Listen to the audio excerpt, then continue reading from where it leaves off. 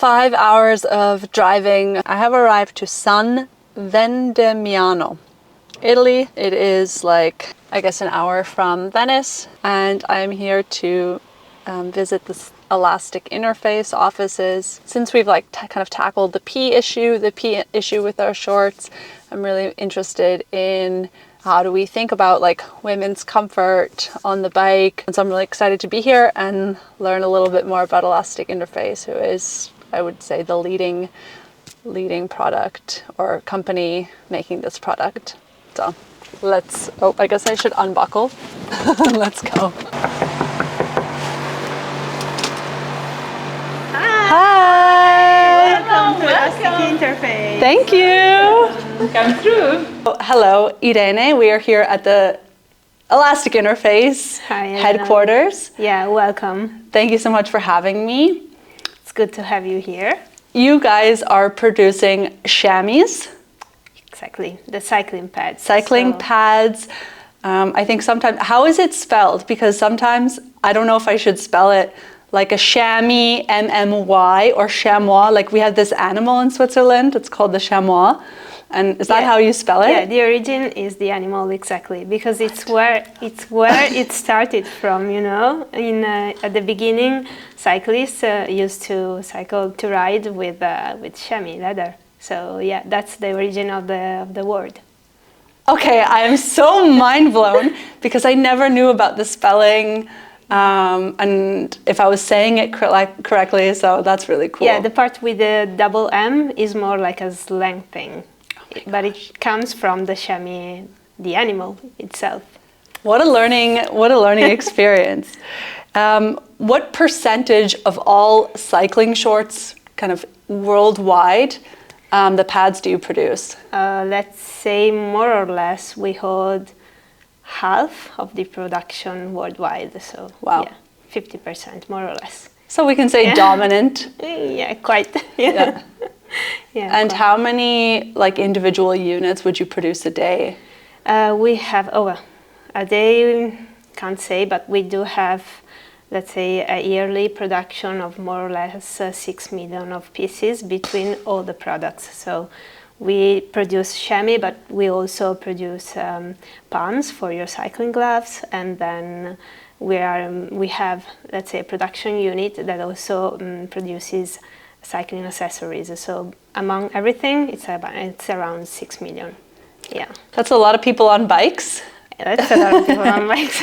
I couldn't imagine when I started here. Yeah. I couldn't imagine that there was, let's say, a company that only produced cycling pads. But there is a demand. There is. So you already touched a little bit on the actual chamois animal and the chamois. Can you tell me the story of the cycling pad and how that kind of came to be? So it all started from there. Our founders were both in the cycling industry and they were cycling passionates. And so they saw this kind of lack in the chamois in the cycling industry, and that was the cyclists were riding not in comfort, so they wanted them to ride in comfort, and started studying what they could do. So there it was born the first cycling pad that was also elastic and with a little bit of padding, so a little bit of foam. And then they studied, let's say, the anatomy differences between men and women. They wanted their cycling pads to be, let's say, more specific and a real protection for people. So yeah, they studied the anatomy differences, and they saw that men needed more, let's say, a central channel to improve blood flow and reduce also pressure, while women needed more like a central padding. Then a little bit of evolution after, for women we realized that there were many differences among us women. So from the central padding we studied a little bit the female anatomy, and we saw that some of us need more, let's say, a central relief area, while some of us also need padding. So this is where we started, and we developed 3 different constructions for women. Okay. And what year are we talking? Like when was the first chamois born? First chamois was in early 2000. Oh, really? So 25 years ago next year, yeah. Okay, wow. I mean, because for me, when I started cycling, I just had the shorts with the pad in Already. it. And so I wasn't thinking that it was so new, like actually because I was born in 91. And so I wouldn't imagine that at that time people were cycling without, like it just feels like one of those things that's always been part of it. Yeah. No, it's not that much. Okay, It's true, it's not that much. Yeah. And what about that leather version that you showed me? How old is that one? Might be of the 80s. Yeah. Yeah. Yeah. Okay, crazy. But it was quite used because it's from a colleague of us, and he's been riding for 50 years now. Wow. He's been riding a lot, and that was from the national team. Oh, crazy. Yeah. The Italian national team was wearing shorts with this leather. For the World Championships. Wow. Yeah. And is that chamois leather? Yeah, exactly. That's so crazy. Yeah, exactly. Especially imagine now, chamois, we have a lot of them in Switzerland too, but not so much that you could make 6 million, the industry. I don't know if at the time, there were 6 million people riding. That's what I'm saying. I don't know, but yeah. Yeah, maybe it was also more elite, so only the national athletes had this, and it wasn't accessible to the general population. Maybe sports in general. Yeah. It was more elite, yeah. Okay, cool. And then you talked about the 3 different versions for women. Is there one that is a clear top seller, or? Right now, yeah, it's still the padding at the central part, and so it's a specific model, our Paris HP, and it's still the top seller, but it's growing. I mean, women's cycling is growing, so we keep growing also with the constructions, and we see that there are more different requests, more and more different requests. So, yeah.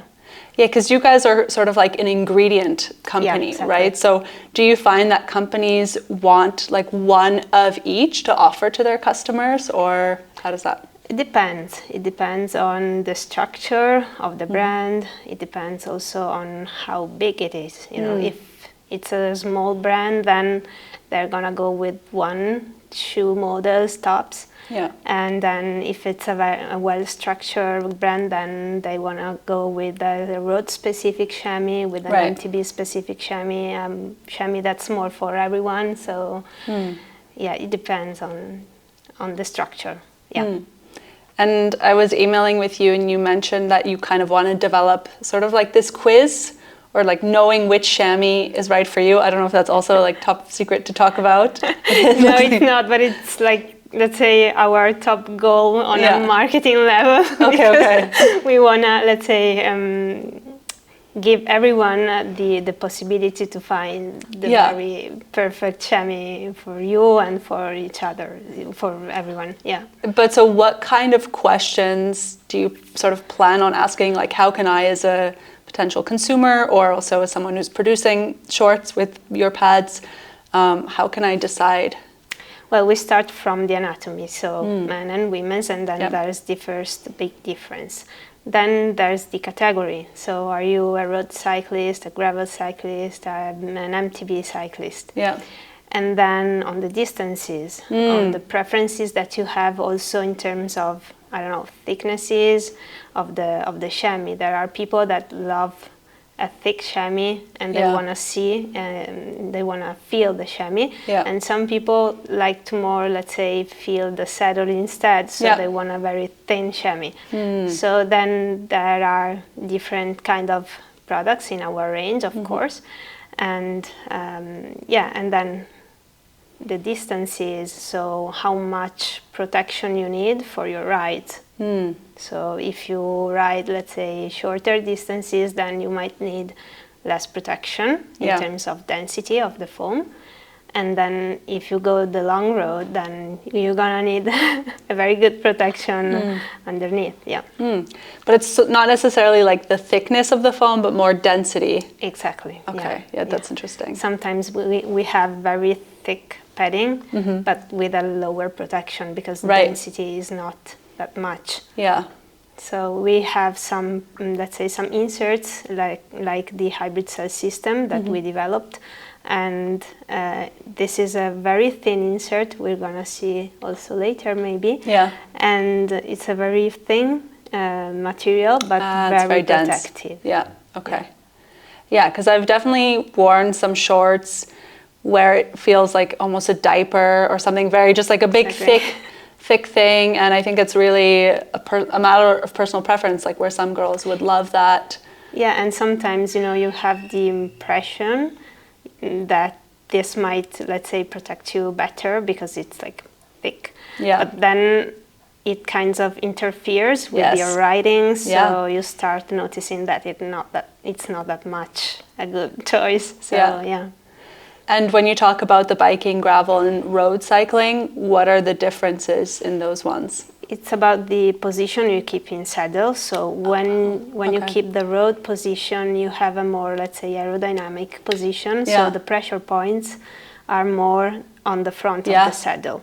When you are doing mountain biking, your pressure points are more on the back of the saddle. So our chamois are developed in order to protect you on a road, on an MTB, and then of course we do have some crossover chamois that protects you on both. Okay.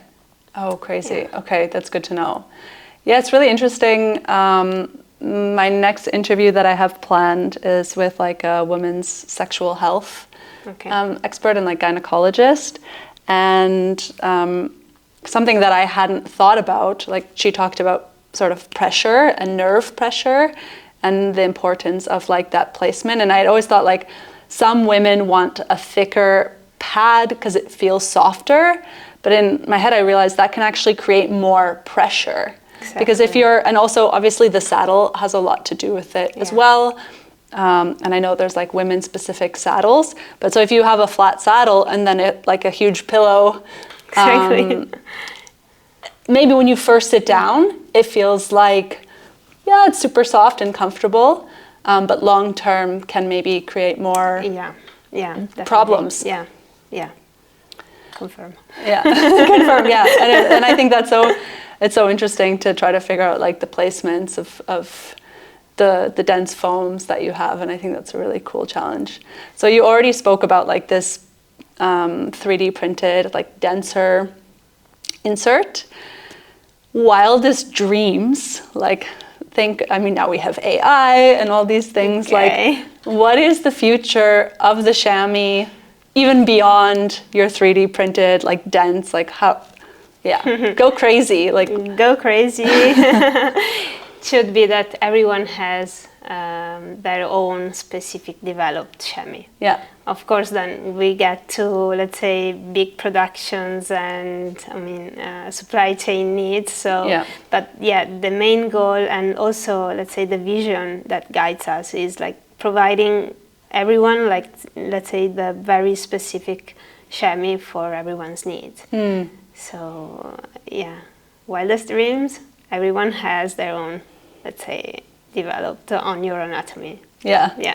You like that's scan, take a picture, send it off to Elastic Interface. And then they send it to the company where you get your shorts, and then What about like, have I seen this before? Sort of like removable chamois. Does that have you heard of this? I don't know. And let's say it's something we did study and we did consider. For us, it's more, let's say, a matter of stability, and so your chamois needs to be fixed. So with removable chamois, this becomes an issue. That's what I was thinking too. I was like, you could put like a Velcro or a zipper. Obviously not a zipper. Then you can also imagine it's moving. The chamois moving everywhere. So And what about like, could you imagine a world where we go back to the past and go back to like the leather, the original, maybe not leather, but like, is there a world that we become even more minimal with it again? Well, something we're studying is about, let's say, make it simpler on a construction complexity. So make it more easy to recycle. because it's easier in the material. So something we are currently studying with the 3D printing is also, let's say, remove as much as we can foams and maybe keep, let's say, fabric and a 3D printed insert. So this is something we're working on. Yeah. Okay, cool. And the existing sort of foam inserts, or is it even a foam? What is the... It's foam. It's foam. Okay, yeah. I don't know if there's like a more technical term. Yeah, it's foam. How is that? Is it like press produced, or it's a mold, or how does that get made? So the foam itself comes from an extrusion process, so it expands. And then... Me pretending I know what extrusion is. So it's something that the liquid expands and becomes foam. Okay. Oh, wow. Okay. The raw material foam is a liquid. Is it warm? I don't know that. Okay. I don't think so. Yeah. Okay. But yeah, it expands and becomes the foam. Yeah. And then we call them mattresses. Okay. And we cut them. So we studied a method of production that allows us to reduce the production of scraps, of course. Yeah. But we cut them. We do, let's say, a positioning plan, and then we cut the foam according to the chamois. Is it with a laser cut? No, it's with molds. Ah, okay. Yeah. So it'll like slice down. Yeah. Okay, like when you're making cookies or something. Exactly. Yeah. Okay. Yeah. Cool. Kind of. And then, so I guess the future, like that 3D printing method would also help in reducing scraps. Yeah. With the 3D printing, we are able to, let's say, only use what we need where we need it, because we use the deposit of filament method. So imagine a thread that deposits and creates the insert. So we don't have any waste. Yeah. So yeah, that's kind of cool. Cool. Okay, let's take a look at some of the things you've laid out for us. I'm excited. Yeah. So this was the original leather. As you can see, it's quite used. And it's very stiff and it's not elastic. And people used to put chamois cream on the chamois to make it softer. And this is where chamois cream were born, you know. Right now, chamois cream are more for your skin and not for chamois. And you were saying before that you don't recommend necessarily that people put the chamois cream directly on. Exactly, because it might also compromise the breathability properties of our chamois, because you kind of put a transitional layer that closes the breathability of the chamois. But would it help with the longevity of the chamois? Not really. Okay. It helps, let's say, washing properly the chamois after the use. So as soon as you're home and you finished your riding, then put it directly to the washing machine, because leaving, let's say, the sweating in the shorts can ruin the polyamide, which is a very technical fabric. So technical fabrics get wearing with sweating, with humidity. This is the top seller. Yes. Crazy. What's so special about it? Well, it's seamless. As you can see, it's more like it doesn't have any stitching. Yeah. And this is about this has the central padding up to the perineal area. So it's the first construction we were saying before. It has some breathability holes here, so it helps to keep skin temperature lower. And then here we have a bio-based foam. This is a padding for road cycling. Okay. Okay, this is the underneath part. And you can see the denser part goes up to the perineal area. And this has the air system construction. As you can see here, it's fabric only. Yeah. And so you enjoy, let's say, more breathability. And, yeah. Okay, but so this one, the top seller, right? This is this construction. Yes. So the central padding goes up here. Normally we put the black card on the just to indicate the main protection. Oh, okay. Yeah. As you can see here. or here as well. Okay. Like these three, you kind of see the progression, right? Like more in the rear. Yeah, Or exactly. central. And those are more perineal, so more Yeah. broad. Or Yeah. radish. Yeah. It depends on the kind of pad because This there one, we yes. know that pad is for road, so the position is more aggressive. Yeah. So we put the extra protection for the pubic area, we can say. Yeah. We left the relief in the part middle, of the Yeah. middle. and on the back, on the bones, you still Yes. have a big protection. So the perineal is relieved Yeah. here, Yes. or the goal. Yeah. Because it's the third construction that we saw, so Yeah. it's Okay. with a sort of relief in the middle. With this one, it has everything covered. Yeah. Okay. Yeah. Yeah, and I think for me, this perineal area is very sensitive.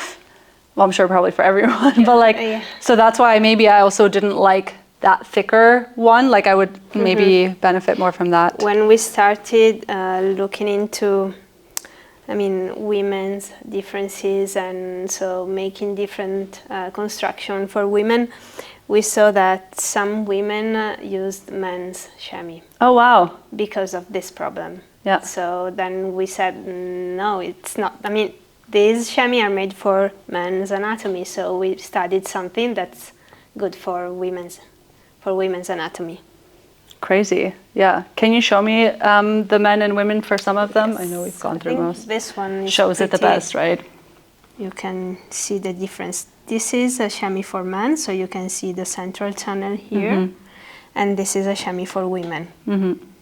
Big thing about chamois, the elasticity, Yeah. and that is the big difference compared to the old leather chamois. Okay, so yeah, we were the first to have a chamois which is really elastic, that moves together with you, because if you think the short is elastic, and they then were there putting was- something totally not elastic inside an elastic short.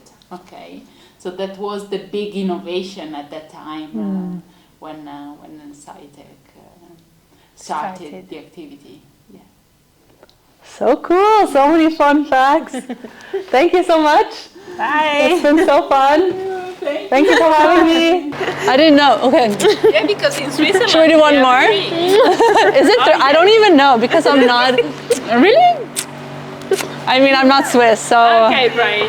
Yeah. And now people, and like COVID and stuff, people stopped doing it, so. Yeah. We are Italian. Yeah. Quite easy. But for next time, I know it's only two. Yeah. Two, Okay. normally. Yeah. Yes. Yeah. Take care. Thank you and, guys. Let me know if you're ever in Switzerland. Thank you. Thanks. Bye.